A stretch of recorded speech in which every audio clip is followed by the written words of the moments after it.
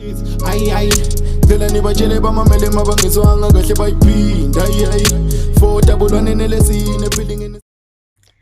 Hi guys, I'm Leboo Msweni and welcome to my channel. Today I would like to give you a little bit of an insight on how my natural hair journey began and everything that led me to decide that no man, girl, it's about time you sit your butt down and get to a point where you actually know and learn about your hair, because I can't be suffering from hair problems for the rest of my life. So yeah, let me just get straight into it and give you a little snippet on my bad hair experience over the years.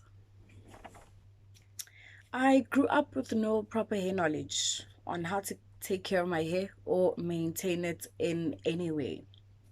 My mom did what she could do, and I say kudos to her, because you know what, when your parents have never learned any proper hair care knowledge, where am I going to learn it?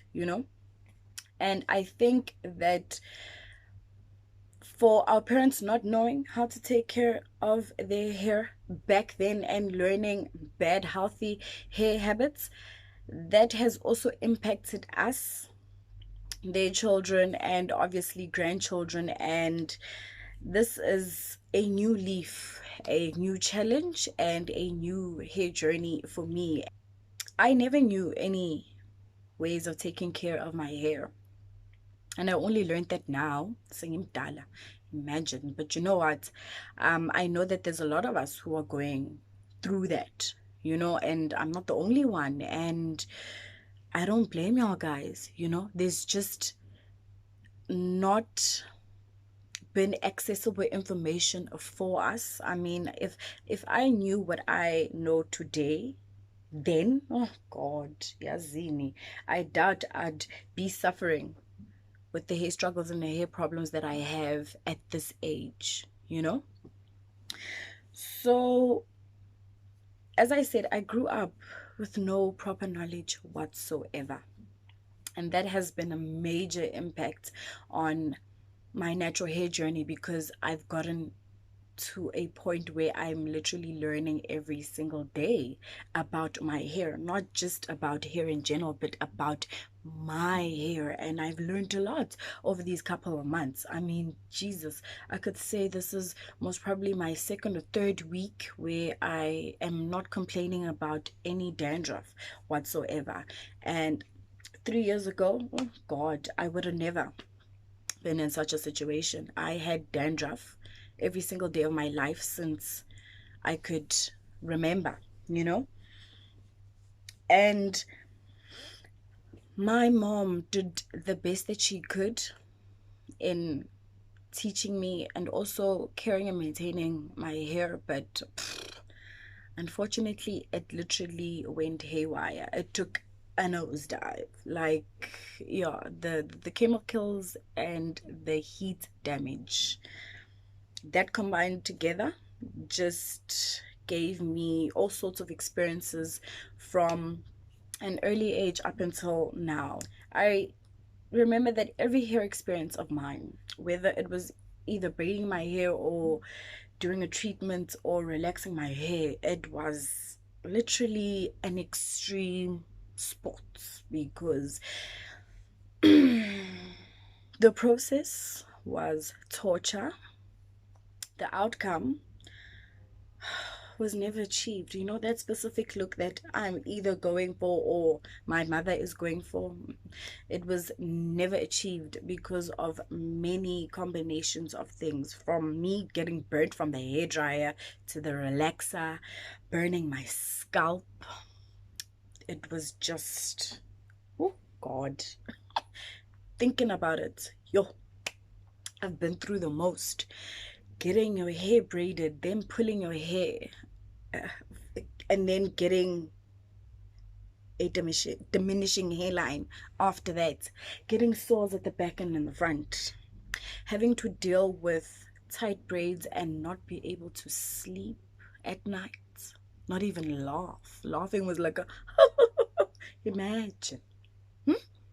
It's just pure torture, and in all honesty, we should never go through that.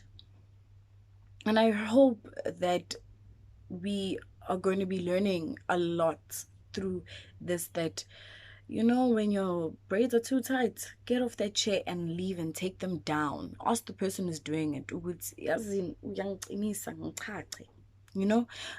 Don't go through that whole relaxing process if you know that your scalp is severely damaged. Like, I don't know why we have to suffer so much as women.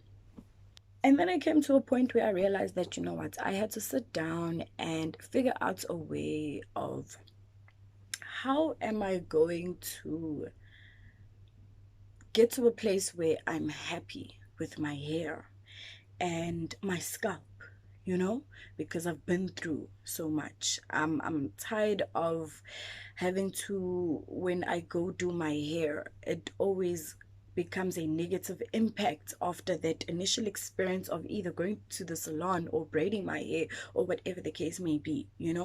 So I literally stopped using chemicals and heat. I stopped hair drying my hair, and I stopped relaxing my hair completely. Even combing my hair was a mission because my scalp was so sore and damaged, and even my hair. So I just told myself that, I should just wash my hair, comb it, and literally do nothing and let all of that growth grow.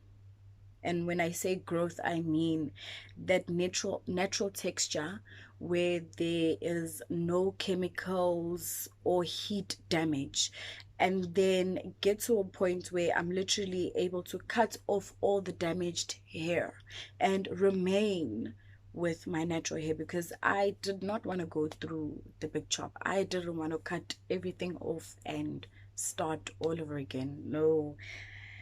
Yes, for those who know me, you would think that I would go back in time and go back and being baldy. No. I was not about that. So I decided that, let me just transition, start my natural hair journey on that note, in terms of transitioning from relaxed to natural hair. Deciding to stop using chemicals and heat was a major thing, because I needed to obviously find the different sources of my problematic hair and cut off those things. The heat wasn't doing any justice. That was literally burning my hair and damaging it. And the chemicals from the relaxer was literally damaging my scalp, and it was already damaged, and I just couldn't take the process. I couldn't take the torture, actually, not even the process. I just couldn't take the torture that I was getting from the relaxer, and I wasn't getting anywhere. My hair wasn't growing. If it did grow, it only grew to a certain extent, and then I would suffer from, obviously, my severe dandruff, and that on its own was problematic. In the beginning of my natural hair journey, I was able to not only learn but embrace and love my hair, because in all honesty, I've never actually given myself the chance to embrace and love my hair for what it is, and honestly what it'll never be. I am a Black African woman, and I've got type 4C hair, and I honestly cannot do certain things to my hair because I don't have Caucasian hair. So dyeing and bleaching and now straightening my hair, no, all of that is just damaging my hair. Like, I honestly cannot treat my 4C hair like it is 2C or 3A type of hair, because my hair is not like that. It is strong, but yet again, it is very fragile. as well, it needs the utmost tender love and care and attention. That is what I've also learned along my journey in the beginning, you know? It took me several months to get to a point where I was happy with all the information that I gathered, and I felt confident enough to say that, you know what, now I can actually start transitioning my hair properly using proper hair care products, but also establishing a routine for myself. And then also learning how to cut off my split ends, but all of that hair that was damaged through my transition period in the beginning, you know, because I didn't know what to do with all of the fluffiness hair and all the damaged hair, because I had new growth and knew that growth was all natural.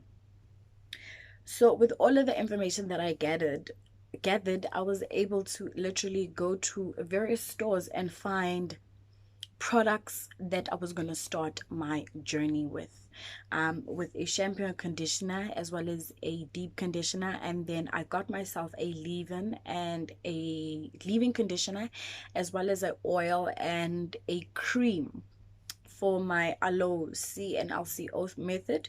And I was still learning as to which method suited me best as well, but also getting myself a satin bonnet to protect my hair from obviously through the night, you know. And that helped because I realized that my hair wasn't getting into knots as much as it was, and also my hair wasn't dry. I wasn't suffering from dryness during the night, because I realized that everything else that I used to cover my head at night always caused my hair and my scalp to be dry the following day, even when I oiled my scalp daily, you know.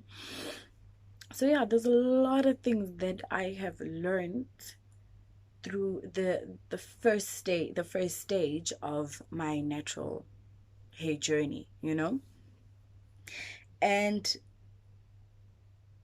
for everyone who wants to start their natural hair journey, the first thing you need to do is go research, you know, go learn about hair. Because if you're not going to take the initiative to actually sit down, research and learn about it, then nobody else will. Because whatever I tell you to do, you won't understand why I say do that, or why I say use specific products, or whatever the case may be. You know, there are proper ways of taking care of our hair. In my next video, I want to talk about water, and of how water affects hair and scalp, as well as the importance and the benefits of water, whether it is externally or internally. Don't forget to hit the subscribe button, as well as like and comment below with any suggestions on the topics you would like me to cover in the next coming weeks. I hope you enjoyed the video, and I will see you in my next video. Bye. Phela nibajele bamamele mabangizwanga kahle bayiphinda for double one nelesine building in speaking ngamasimba smokes in